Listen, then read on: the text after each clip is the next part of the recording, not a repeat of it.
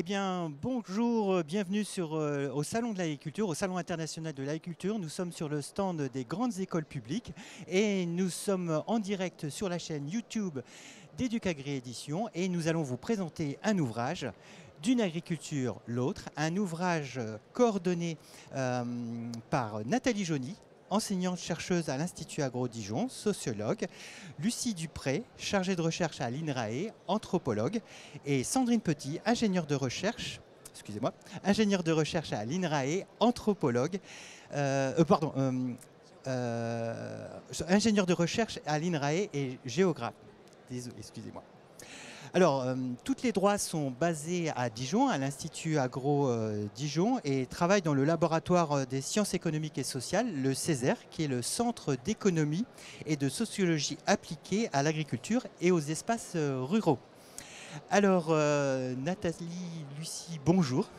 Bonjour. Donc, alors, on a dit effectivement que cet ouvrage était coordonné par 3 personnes, mais effectivement, la dernière est derrière la caméra, je ne la vois pas. Voilà.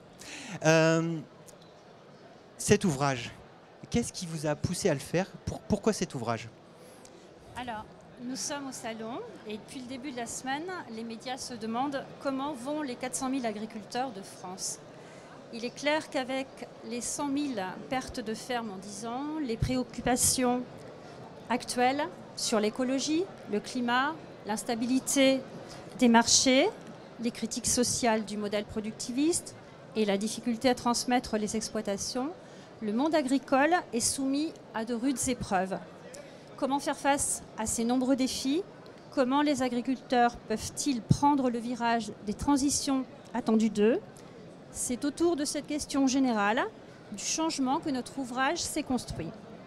Nous avons voulu comprendre comment ce qui bougeait d'abord dans les campagnes, dans les façons de travailler et de vivre le métier, dans les manières de se mettre en relation avec d'autres, soit pour mener des projets en commun, soit pour rechercher des solutions face à certaines impasses, soit encore pour prévenir des conflits. Nous avons voulu comprendre et restituer les démarches des agriculteurs et des agricultrices pour développer leur activité ou tout simplement pour réussir à maintenir à flot leur exploitation dans un contexte, une conjoncture économique difficile. Bref, nous avons cherché à cerner ce qui s'entreprend dans les territoires, à mettre de la chair humaine autour des chiffres et des statistiques. Alors cet ouvrage, il est le fruit d'une collaboration avec plusieurs enseignants-chercheurs de l'Institut Agro, de l'ESA d'Angers. Il y a également des chercheurs, comme vous l'avez dit, de Dijon, de l'INRAE, donc du laboratoire CESER, mais aussi des collègues qui travaillent à l'UMR Agir à Toulouse. Plusieurs disciplines sont représentées. On a entendu parler de la sociologie, de l'anthropologie, de la géographie. Il faut ajouter les sciences de l'éducation et les sciences de gestion. Voilà, je pense que j'ai fait le tour déjà du pourquoi de cet ouvrage et on peut peut-être passer à ce qu'il contient. Alors, effectivement, alors, l'ouvrage, on vous l'a présenté, on va rentrer un peu plus dans le détail.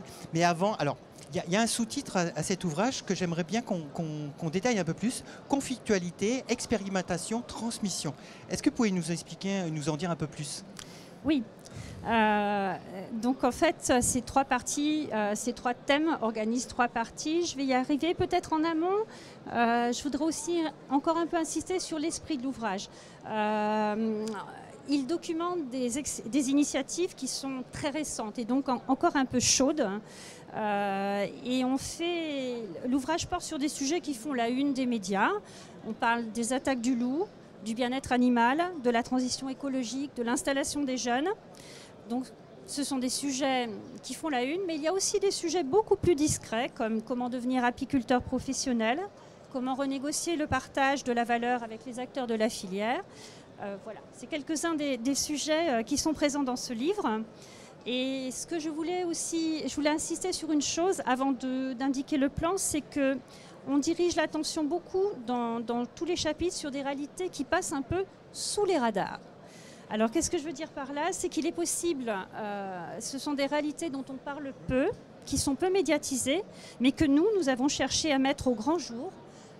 Et c'est possible dès lors qu'on s'intéresse au point de vue des acteurs, à leur conception des choses et qu'on est à l'écoute donc du terrain. Autrement dit, ce qu'on a essayé de faire, c'est d'ethnographier le changement à hauteur de ferme. Alors j'en arrive rapidement aux 3 parties, 3 thématiques que vous avez énoncées. Les conflictualités, c'est la première partie. Alors bien sûr, on va parler de conflits comme le loup, etc. Mais on va les aborder d'une façon qui tranche un peu avec ce qu'on entend dans les médias. Par exemple, on va montrer dans certains chapitres que les relations entre les apiculteurs et les agriculteurs ne sont pas aussi tendues qu'on peut le penser, dans la concurrence pour l'accès aux ressources ou dans l'usage des produits phytosanitaires. On verra aussi que les morsures du loup ne blessent pas forcément là où on pense, et pas que les animaux, mais les hommes également. Exactement. Donc ça, c'est la première partie. La deuxième partie, elle traite des manières d'expérimenter le changement. Elle fait la part belle au tâtonnement, aux apprentissages des acteurs. Les agriculteurs savent s'organiser en collectif, ils en ont une grande habitude. On apprivoise plus facilement les nouvelles techniques, les risques et les savoirs quand on est à plusieurs, et on pèse davantage face aux acteurs de la filière pour négocier si on est solidaire. Mais on verra dans beaucoup de chapitres de cette partie que le collectif n'est pas un long fleuve tranquille. Et puis enfin, la dernière partie, elle aborde la question de la transmission, et ce mot est entendu dans plusieurs sens. La transmission, c'est bien sûr céder une exploitation aux nouvelles générations, fils d'agriculteurs ou non issus du milieu agricole. Mais la transmission, c'est aussi transmettre des expériences, faire un legs de savoir, par exemple entre experts et novices quand on s'installe en agriculture. Et enfin, la transmission, c'est aussi installer les conditions d'apprentissage, d'appropriation pour les élèves de nouvelles connaissances et de nouvelles compétences. Et c'est un enjeu tout à fait essentiel. Donc on a un chapitre qui traite de la transition agroécologique dans les lycées agricoles pour illustrer ces dimensions. Donc au final, cette dernière partie, elle éclaire les conditions de la relève en agriculture sous différentes formes et à partir de plusieurs postes d'observation. Alors, merci Nathalie. On parle d'expériences sous les radars, on parle d'éléments un petit peu différents. Et je voulais juste faire une petite parenthèse parce que je vais quand même le faire, une lecture d'un témoignage parce qu'on est à hauteur de ferme. Et ça veut dire quoi? Ça veut dire que dans cet ouvrage que j'ai lu et assez facilement, il y a beaucoup de témoignages que vous avez repris en l'état. Et je voulais juste vous en donner un. Donc, on est dans un élevage, on en parlera un petit peu. Et c'est Justine, la femme de l'exploitant agricole qui travaille à 2. Et voilà son témoignage. Je trouve que c'est important de laisser les veaux avec leur mère dans un élevage. Je ne veux pas dire que c'est comme contre le système, mais ça ramène un peu d'humanité, d'humain dans notre métier, et c'est vraiment beau. Quand Marc paille le matin, il prend plaisir à voir les veaux qui courent dans tous les sens. Ils courent dans la paille et on le sait qu'ils sont en pleine forme. Alors voilà, ça c'est un exemple de témoignage, on en retrouve beaucoup dans cet ouvrage. Et Lucie, je voulais vous poser la question, c'est des expériences différentes, des agriculteurs différents dans l'ouvrage. Finalement, avec qui vous avez travaillé pour écrire cet ouvrage ?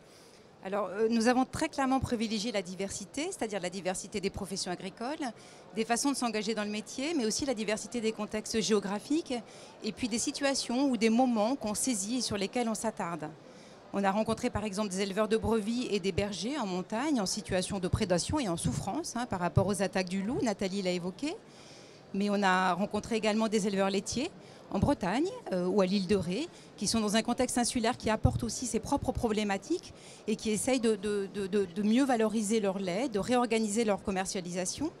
Mais des éleveurs de laitiers aussi dans d'autres régions, en Lorraine et en Franche-Comté, qui quant à eux expérimentent les vaches nourrices. Vous venez de lire un extrait justement du chapitre qui porte sur les vaches nourrices. Et puis on trouve également des éleveurs allaitants, c'est-à-dire des éleveurs qui font des vaches à viande par rapport aux laitiers, qui sont dans une région de Bourgogne qui s'appelle l'Ossois. Il y a des chevaux qui portent ce nom-là, qui sont dans le salon à côté, et qui sont eux aussi désireux de reprendre en main leur commercialisation, de mieux valoriser la viande qu'ils produisent. Et puis enfin, ou encore, on a des apiculteurs, certains sont en train de s'installer, comme Nathalie l'a dit, d'autres s'arrangent et cohabitent avec les agriculteurs dans leur territoire. Et puis on a encore, et la diversité n'est pas un vain mot, ce n'est pas une vaine promesse, puisqu'on a encore des céréaliculteurs dans l'Yonne, qui n'est pas très loin de Paris, qui eux ont des difficultés pour cultiver le colza, ils sont dans des impasses, et donc ils font des expérimentations, ils se lancent dans des expériences qui ne sont pas forcément très fructueuses, et c'est important aussi de les voir aussi dans ces expériences-là. Et puis on a encore des chapitres qui sont dédiés à ce moment très sensible, qui est le moment où la transmission va passer d'une génération à l'autre, où on va transmettre, pas forcément aux enfants, mais il va falloir trouver et désigner un successeur avec tous les enjeux qui sont autour de ce moment-là. Et puis enfin, on a un chapitre dédié aux enseignants des lycées techniques agricoles qui sont chargés de former les futurs agriculteurs. C'est quand même un enjeu fondamental en ce moment, dont on entend beaucoup parler. Et puis pour finir, notre grande diversité, on a un chapitre qui explique le fonctionnement d'une ONG qui se dédie à accompagner les communautés paysannes d'Amérique du Sud dans les transitions agroécologiques. Donc au total, une grande diversité de postes d'observation pour observer ces transformations qui traversent les mondes agricoles aujourd'hui. Alors, une grande palette d'acteurs autour du monde de l'agriculture. Mais en fait, dans cet ouvrage, on voit que les expériences qui sont menées un peu sous le radar, qui sont menées dans ce sens-là, eh ben, il y a aussi des tiers qui interviennent et qui ont une posture bien particulière et qui jouent un rôle important. Est-ce qu'on peut donner un peu plus de détails sur ces tiers, ces personnes qui ne sont pas spécifiquement des agriculteurs ? Oui, je veux bien compléter, répondre. Alors, les agriculteurs, il est vrai, ne sont pas seuls dans les transformations. Ils sont entourés d'une diversité d'acteurs qui jouent un rôle important dans la conduite du changement. On songe naturellement aux conseillers et conseillères de chambres d'agriculture, des associations de développement et des instituts techniques. Les agriculteurs, de plus en plus, ont aussi affaire à des experts juristes, conseillers financiers, des experts sur les questions d'environnement.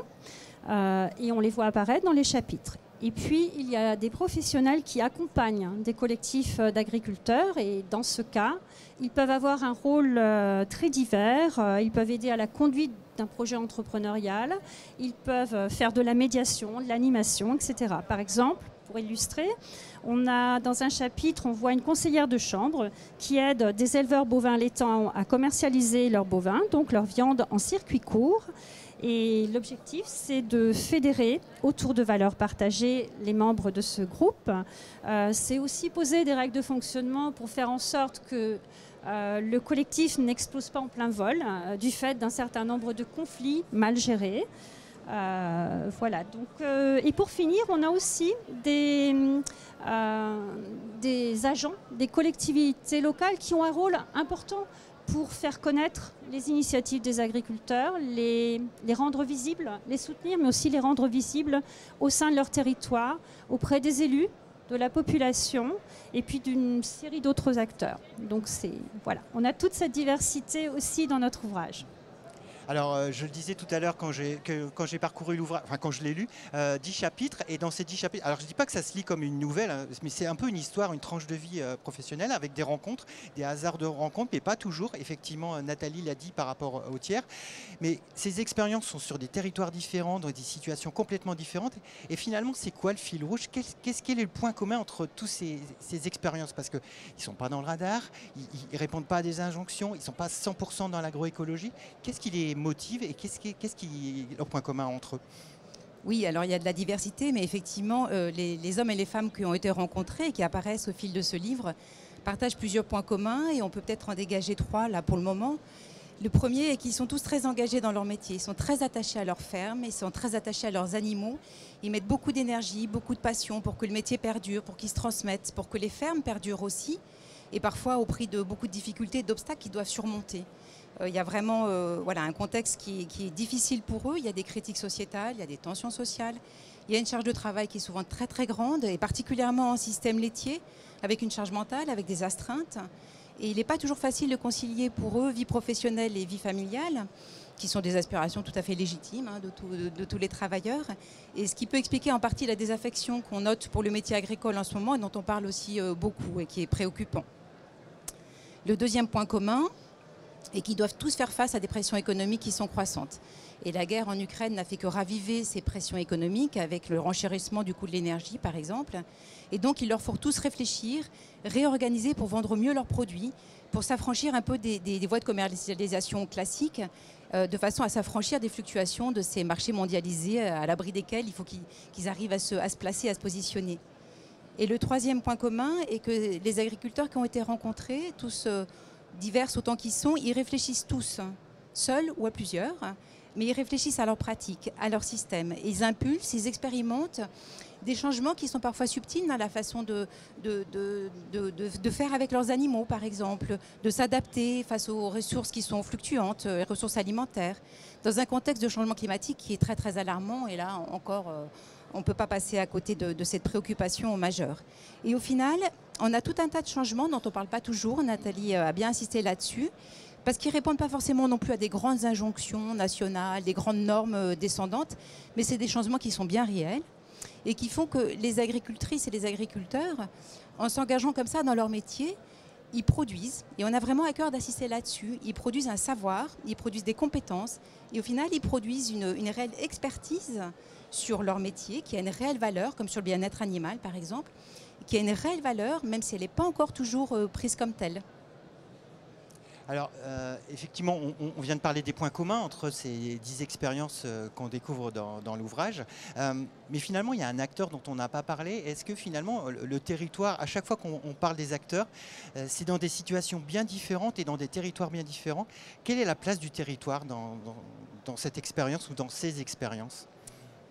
Alors, Lucie a effectivement bien pointé beaucoup de similitudes, mais les territoires, on le sait, ne sont pas égaux, ni dans leurs ressources, leurs infrastructures, leur organisation économique, leur dynamique sociale. Et donc, en s'intéressant à des initiatives ancrées dans les territoires, les analyses dégagées sur les leviers et les freins du changement ne sont pas transposables en tant que telles. C'est assez évident, mais en revanche, on peut dire que les initiatives dont on fait part sont inspirantes pour les acteurs et on espère qu'on sera lu aussi par des agriculteurs et des agricultrices. Elles sont inspirantes et puis les analyses présentées avec les regards des sciences sociales, en fait, elles offrent quand même des points de repère assez solides sur le processus du changement. Tout n'est pas comparable, mais on a des points de repère. Par ailleurs, on voit bien dans cet ouvrage que le lien au territoire, il est central. Le territoire, c'est un lieu d'action, mais c'est aussi un lieu de débat. C'est un lieu d'imagination, de créativité, un espace de créativité. On entend de plus en plus dire et appeler, souligner le fait que les questions d'écologie sont des questions de territoire. Et donc, l'objectif, c'est de sans doute redéfinir un vivre ensemble dont l'agriculture pourrait être l'un des pivots au sein des territoires. C'est en tout cas l'analyse qui ressort très fortement. On ne voit pas dans cet ouvrage d'agriculteurs qui se tournent vers les nouvelles technologies et vers les sciences de la génomique pour aborder le changement. Ça ne veut pas dire que d'autres le font, mais on ne les a pas rencontrés.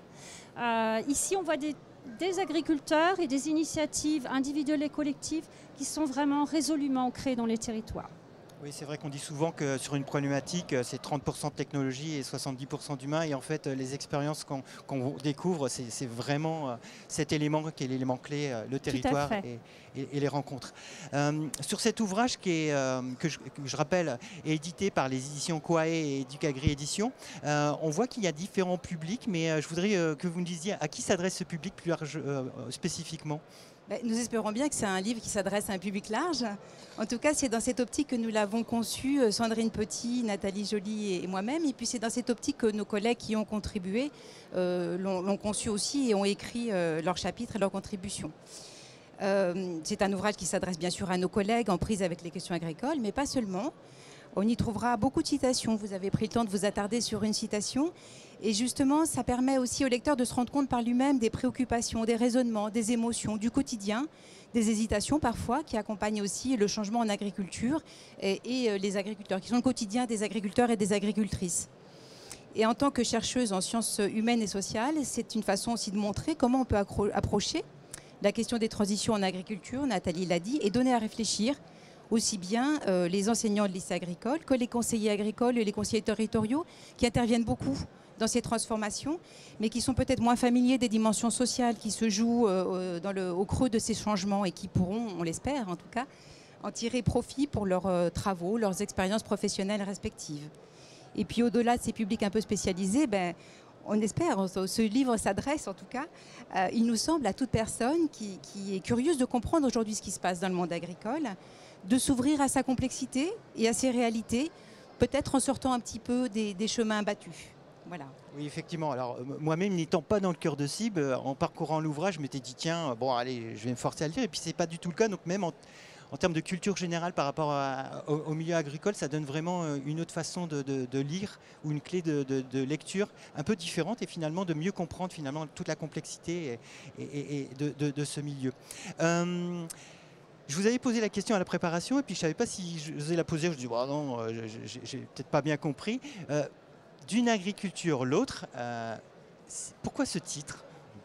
Alors c'est un titre qui peut effectivement interpeller, c'est un titre un peu littéraire, mais nous l'avons choisi parce qu'il nous est apparu finalement très juste pour dire la multiplicité et la discrétion parfois des passages qui s'opèrent et qu'on a observés vers des façons renouvelées d'exercer le métier agricole qu'on a saisi dans une pluralité de systèmes et de configurations. Et c'est un titre qui aussi veut rendre compte d'eux et puis veut rendre justice à tous ces cheminements, plus ou moins lents, plus ou moins difficiles, qui vont vers quelque chose de nouveau, quelque chose qui est en train de se construire et qui embarque à la fois des choses très complexes.